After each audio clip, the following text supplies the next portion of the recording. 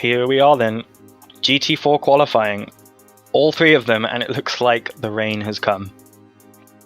Very interesting choice for such a big track. And I personally love the car. It's it feels like a touring car, man. In comparison to the big GT3 monsters, it's very nimble, very light. Be very good through the corners, but it'll be interesting to see if it can keep up in the straights during the race. Let's see. There you go. And it's actually quite interesting that we're not going to be seeing any BMWs or or any of the sort of meta cars such as the Porsche as well in GT4. We've got 2 Alpines and 1 Maserati boldly driven in the rain at Spa by Mike Bongus and his teammate Jacob Malaysia. Yeah. I mean, as I was saying, to do this track just in GT3 with traction control, it looks like Akos Lovash is about to start his first flying lap. And it's going to be really interesting too, because even if it wasn't raining and it was dry, with only 3 cars on the track, it would take forever for the track to improve, getting away from wet or green, or to get from, fast into green from fast, sorry. Where are my words today? So yeah, it's going to be a really interesting qualifying session for these 3 GT4s. Yeah, and something to keep in mind as well is that the conditions will be changing throughout the qualification. So sometimes you can get almost a lap on cold tires at the beginning, but if there was less rain, you will still end up faster. So that's right. Part of as it goes loose on a little slide there. So and this is something actually that's quite tricky about this Camel Straight, is this bit of this pond basically just at the exit on the right of the kink, which can sometimes catch drivers. That's right. And I found the best strategy is to just kind of loosely grip the wheel, let the wheel do its thing, and keep your foot in it. Pretty scary to do, but you can trust the setup to do it. B5 for Lovash right now, but it's coming up as he's going through the track. Let's see what he's doing at the moment. Let's see. There you go. So a 2:55.5. Wow. I mean, you think Spa times and you don't think 250s, so that's got to tell you something about just how wet this track is, and more rain predicted over the next 15 minutes, no less. See how he takes Eau Rouge, and then we can spot that puddle at the Camel corner and just how sideways it likes to throw the car. Just kind of babying it through Eau Rouge there, a little snap on the top of Raidillon. And then get ready for the puddle right here at pit exit. There you go, you see the car just kind of twitch sideways as it aquaplanes on the big puddle there. That's going to be treacherous during the race if that puddle is still there. And it's also a good marker for these drivers to tell, just how dry the track is. Is that puddle still there at the top of Camel Corner? Is the puddle still there at the bottom of Stavelot? Puddles are a pretty good measure of just how dry or wet a track is. And the drivers need to stay on top of the track evolution, right? Because it's not just about the pace in a 6-hour race, but also about making sure that you're staying off the wall, especially in a track like Spa, where the pit stop is extremely long. I think it takes over a minute to go through the whole pit lane here at Spa-Francorchamps.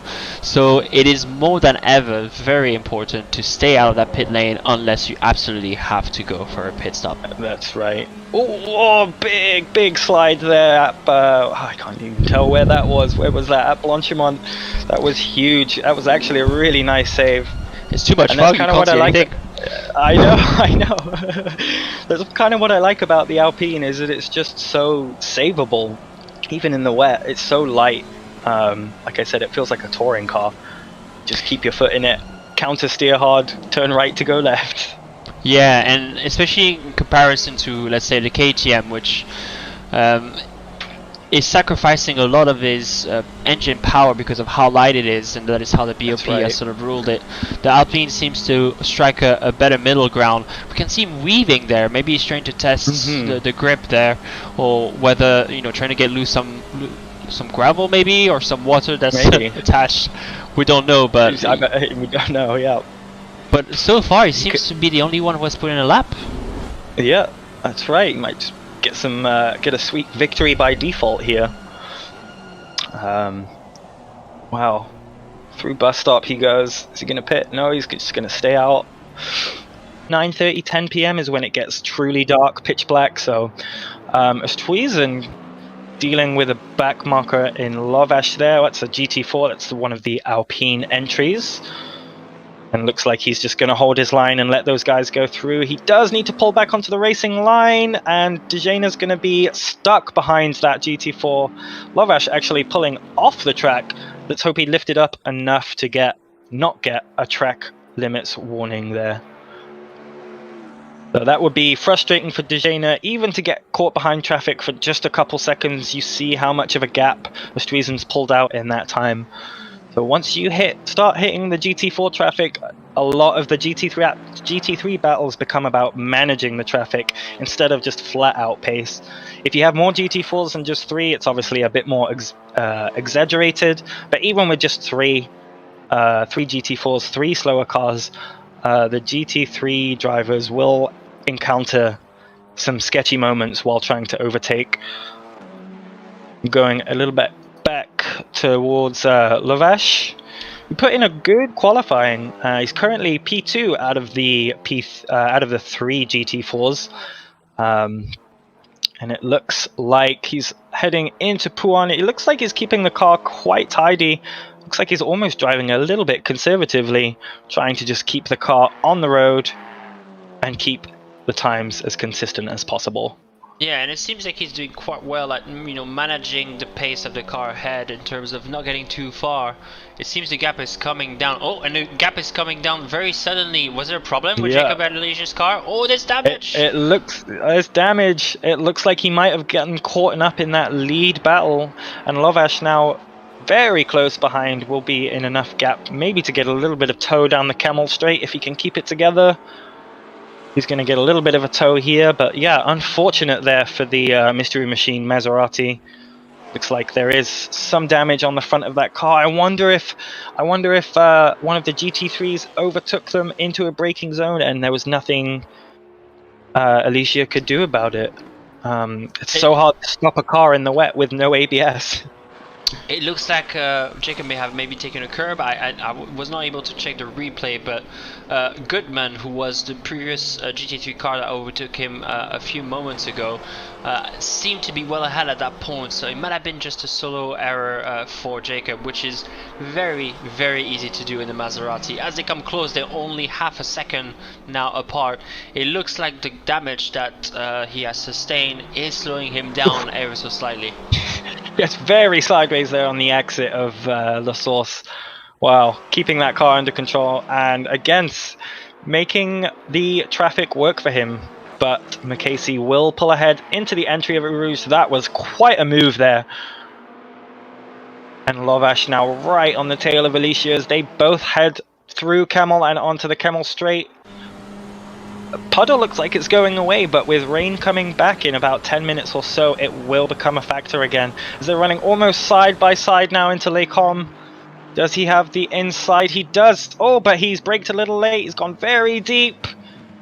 He makes it work. Alicia will have a better exit. Will he get the outside at Malmedy? Trying. Oh, so close. Almost wheel to wheel through there. And they've got another GT3 behind them. Let's see if the GT3 will be patient or if they'll just try and send it. So Lovash making the move stick in the end to Alicia. That was quite a big lunge into Les Combes, but he made it work. And Alicia now will have to go into chase mode as this GT3 of Van Elteren chooses the inside into Puan. That's quite scary. Ooh, very close. And no fatalities. That's okay. That can be a very hard place to pass a slower car, because the GT4s have to slow down so much more than the GT3s. And now this GT4 battle is now being plagued by GT3 drivers, all wanting to get past as quickly as possible. They don't want to lose any time. Phillips has caught that gap back up to Dizon, and looks like, oh, Alicia going very wide. Careful on the exit. Oh, he's kept that together quite nicely, but he has lost a bit of a gap. Sure. And it looks, I'm just seeing on the timing screen, looks like Lovash has gotten a stop go 30 for something. Probably speeding in the pit lane as he was on his pit stop. Yeah. That is a big shame. That will allow Bingus McBongus to overtake at some point, seeing as he's already made his pit stop. Shublum not yet pitted, and he is currently sitting P1 in GT4. Wow, what a loss for this team, the Faskivan Alpine car. Stop and go 30 seconds, that's practically a lap. That's going to be very painful. They have the pace to catch up, but the GT4 field is quite closed up, so who says they can't catch up? Now it depends just as much of the other cars than Martin Nagy, who is currently driving the car at the moment. Yeah, they just have to bide their time and not make any further mistakes. That's right, and he's currently got that GT3 Lexus of Dejana right behind him, so he'll have to deal with that. It'd be interesting to see if Nagy comes into the pits this lap, serves his stop, go 30, and then he can just get on with it for the next hour, or if he'll wait for a gap and try and make the most out of it. I believe Nagy was actually the driver that got in the car, so I think Lovash was in the car before, so we'll see how that goes. But it looks like 37 seconds behind Alicia, so not too far away in the grand scheme of things. Is the Fashkivan, I think that's how you say that, the Fashkivan Alpine 444. Run a good race so far, apart from a couple of nasty spins. I mean, I think at this point everybody's had an off, or everybody's gotten into some kind of, bottom clenching moment. So hats off to them for being able to keep relatively close to the lead car. I mean, they did have the P1 in class for a very long time. Yeah, and it looks like they're trying to make up time steady as they go, but really at this point it comes down to whoever makes the least big mistakes. Exactly. So it's good to see that they're still in the race, and really it's all to play for still. GT4 is not decided. What a shame we lost our third car though. That's a shame. We will have to find out what happened to those guys at some point. Maybe we'll try and ping them and get them into the interview booth. So P21 currently, Jabes MX in the AKKA ASP team Mercedes. Looks like they're actually got a stop and go 30-second penalty, so that would, what would that be for? It could be speeding in the pits, but speeding in the pit lane. Sure. Stop and go is usually speeding in the pit lane or really, really, really bad incident. So yeah, one of the two. Let's see. It's the 420 machine. Oh, it looked like he got a drive-through for causing a meanwhile, let's have a chat with Martin Nagy, one of the GT4 drivers in the Alpine that's left over, the 444 machine. Let's pull him in and see how one of the GT4 races is going. Gone out of the pits with multimeter. It was a fault of a button in my controller. So that made me a little bit of, how should I say, not confident in myself. Not in great, the rest. Yeah. And even though I never participated in any endurance race or been in a live stream, so it was a bit of a shock for me. So to start the race like that, so yeah. It pressed into the whole race or stint of mine. Yeah. But I'm gonna be a little bit more careful next time and put back the limiter to auto. It sucks, but that's racing. So Exactly, that's racing. Yeah. And we were kind of wondering with the Alpine, what made you guys decide to run that car instead of something, the BMW GT4 is kind of famed for its straight line speed. Yeah. So we were wondering, what kind of led you towards the Alpine? So it's a long story, but we tried to drive all the cars, Mhm. and this was that we felt confident in rain or dry. So I think that was the whole point, to be confident for 6 hours. Yeah. And the other thing is that the Alpine is really good in rain. I think it's Yeah. easily catchable. Yes, yeah, that was the phrase that was kind of tossed around earlier with it, very easily catchable. And to me, Yes. it feels like a touring car compared to, the big GT3 monsters like the Bentley and the Yes, Ferrari. yes. It's so light and nimble, so it kind of really Yes. lends And itself fragile well. too. Yes, yeah, and very fragile. That's right. The lightness comes with a cost, if you will. Yes. So it's I was saying earlier, it's so good to see you guys basically on the same lap as GT4 even after 3 hours of racing. You guys aren't struggling to unlap yourself from the only other GT4 car left in this race.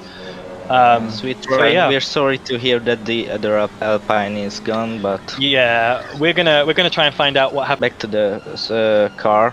Mhm. We tried to optimize the setup by driving it on the rain and on the dry, but the whole point of the setup was that we practiced for the changing weather, so we thought it will change all around the session, and the setup was made to be fast when it's drying up or it's starting to rain. Yeah, so So- you've got a bit more adaptability Yes, from the car. So, and it yes. looks like right now that the rain is actually decreasing. So you guys Yes. might get a huge payoff if the track starts to dry up. That's what you we guys are might hoping get- for. Yeah. So yeah, that's great, man. It's nice to see someone, in such an I wouldn't say unusual, but you wouldn't necessarily think, oh, I'm gonna, take the Alpine at Spa because it's obviously not the fastest GT4 in a straight line, but it's so good in the wet, where it is a good option. So It's it's paying nice off. to see So that. Yeah, so far it's paying off, and we've been enjoying watching your battles as well. So it's been quite good. I'm just seeing Lovesh right now being overtaken by a GT3. So yeah, we're trying. So and sometimes that's I all think you can do if you're in the walls a bit. So yes. maybe we'll speak to you guys at another point later in the race. And it looks like the battle with the Maserati ahead of you guys is going to heat up kind of soon. So yeah, we'll leave you to We're it hoping and that. say best of luck. Thank you very much. Come in. Bye. All right, bye-bye. So wow, yeah, interesting to hear their just reasoning behind the car, and interesting to hear their take on setup as well. Looks like they've gone for that hybrid setup, and they're really kind of hoping for some changing conditions, which it looks like we may get, we may not. It kind of changes every 5 minutes. It's so hard to keep up on the weather. So we've got decreasing rain in 5 minutes, but then more rain in 15 minutes. So Yeah, We'll see. Or stabilizing. Yeah. So Yeah. it sounds like it's especially with how much rain we're having, it's going to take us a while to get to a fully dry track, even if it, if the rain kept decreasing. But now, and now we can see the forecast. We now have steady rain, so the level that we have right now. Hasn't been overly aggressive, and haven't seen him have any accidents or anything that was out of his control. So yeah, hats off to him. And just coming behind, making his way through La Source now is the car in P3. So that kind of gives you an idea of just how big that gap is between them. Meanwhile, we're back at this battle with Borlin. He just clears Nagy. That's maybe not the best way to clear someone going on the outside curb at No Name there. Here he is in the car in P19. Lucas Vernert has some damage because he's had that GT4 car of Martin Nagy right behind him for the past couple of seconds, it seems.